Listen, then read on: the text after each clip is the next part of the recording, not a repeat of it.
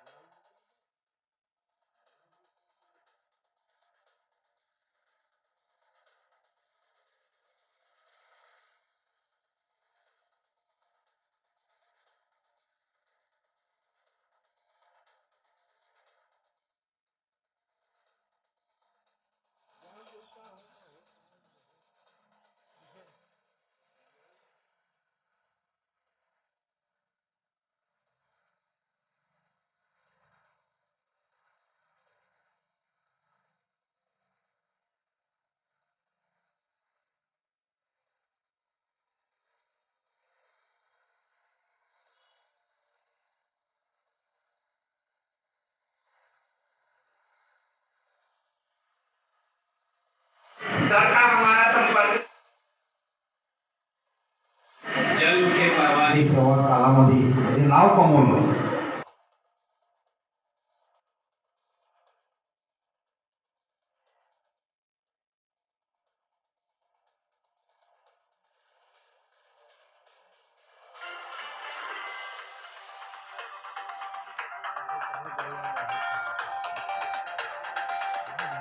शिक्षक सर त्यामध्ये सहभागी नसतील।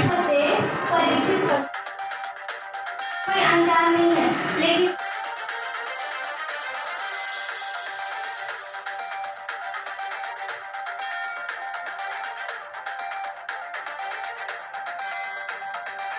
ऐसे होते हैं जो कार्य करते हैं लेकिन हम मीडिया तक नहीं पहुंच पाते हैं, और मीडिया का कर्तव्य होता है कि वे ऐसे शिक्षकों को समाज तक पहुंचाए जो समाज के लिए सचमुच कार्य कर रहे हैं।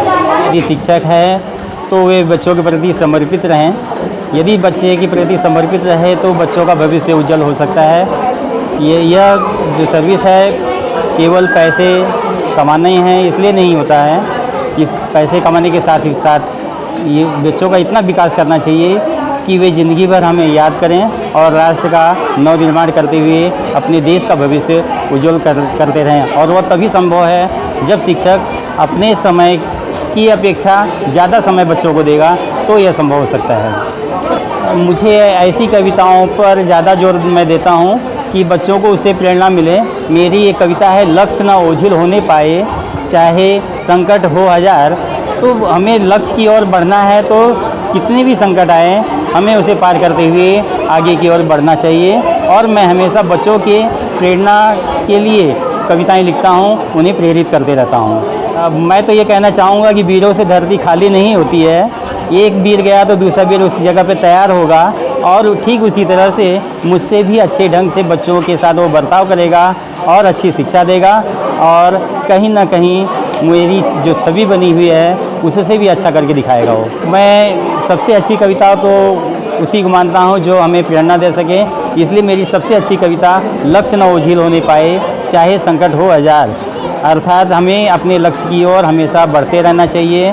भले ही जीवन में हमारे कोई भी कठिनाई आई, पढ़ने में कोई कठिनाई आती है तो वो भी यदि आर्थिक रूप से हो, चाहे जिस रूप से हो। यदि बच्चा पढ़ना चाहे तो अपने लक्ष्य को यदि पाना चाहता है तो निश्चित ही अपनी मंजिल की ओर आगे बढ़ता रहेगा वो। कई सम्मान सर सम्मानों की यदि गिनती की जाए तो मुझे भी याद नहीं होगा कितने सम्मान मिले। ये मेरा सौभाग्य रहा है और मेरी लेखनी के कारण और बच्चों के प्रति प्रेम और अच्छे रिजल्ट के कारण यह मुझे पुरस्कार मिलते रहे हैं। राज्य स्तर पर, राष्ट्रीय स्तर पर कई ऐसे सम्मान मिले हैं जिसे मैं अपना अहोभाग्य मानता हूं। और एक शिक्षक समुदाय के लिए मैं यह सम्मान मेरा नहीं है, पूरे शिक्षक समुदाय का सम्मान है, शिक्षकों का सम्मान है। मैं अपने कामयाबी का श्रेय अपने पिताजी को, माताजी को और अपने धर्मपत्नी को देना चाहूँगा, क्योंकि उन्होंने मुझे इतना स्वतंत्र रखा कि मैं अधिक से अधिक समय बच्चों को दे सका ताकि वे बच्चे आगे निकल सके। 24 घंटे में लगभग मैंने 18-20 घंटे विद्यालय को दिए हैं। अब यह परिवार मेरा इतना बड़ा हो चुका है कि जिसे छोड़कर जाना भी मुझे बड़ा दुखदायी महसूस हो रहा है। लेकिन माता पिता का अगर किसी के ऊपर आशीर्वाद है तो वह बच्चा जरूर आगे निकलता है। शर्त केवल ये है कि हम उनके बताए हुए रास्ते पर चलें। कि जितना काम इन्होंने शिक्षा के क्षेत्र में किया है वो आने वाले 50 वर्षों तक उसको कोई भूल नहीं पाएगा। लग रहा है और सुख का भी लग रहा है, क्योंकि पहले तो हम लोग एक साथ रह चुके हैं 30 साल, तो इतनी देर की मतलब एक साथ रहने के बाद अगर 30 साल के बाद कोई अगर विदा हो रहा है तो वो तो सबसे बड़ी तकलीफ़ की बात है। लेकिन एक चीज़ ये भी लग रहा है कि फिर अभी आराम करने का भी टाइम आया तो थोड़ा आराम करते रहेंगे, अपना लेख लिखते रहेंगे और जब भी मुझे ज़रूरत पड़ेगी मेरे पास ही रहेंगे। 2024 में मेरा रिटायरमेंट है, मैं चाहती हूँ मेरे साथ ही रहे। जी की उपलब्धियों के बारे में तो काफ़ी जानकारी सभी को है। उनकी जो बुक हैं उनके बुक के थ्रू हम सभी को प्रेरणा मिलती रही है और पापा जी के जीवन काल से ही हमें प्रेरणा मिल रही है कि उनका जीवन इतना भविष्य उनका जो रहे वो काफ़ी अच्छा रहे और जीवन जो उन्होंने व्यतीत किया उससे भी हमें मोटिवेशन मिलता रहता है, इंस्पिरेशन मिलता है। पापा के जीवन से हमें काफ़ी कुछ सीखने को भी मिलता है कि काफ़ी अपने समय को किस तरह से सही तरीके से उपयोग में लाएं। कैसा फील करती हैं ऐसे परिवार में जब आप शादी हुई, ऐसे परिवार के साथ गुजर बसर, कैसा फील होता है? काफ़ी अच्छा लगता है। एक संयुक्त परिवार है हमारा, पूरी तरह से जॉइंट फैमिली है, बड़े से लेकर छोटे तक सब हमारे परिवार में शामिल हैं और ऐसा एक मेला जैसा लगता है। हर एक दिन, हर एक त्यौहार हमारा मेले जैसा ही बीतता है। बड़ों का छत्र छाया है, छोटों का प्यार है, सब है।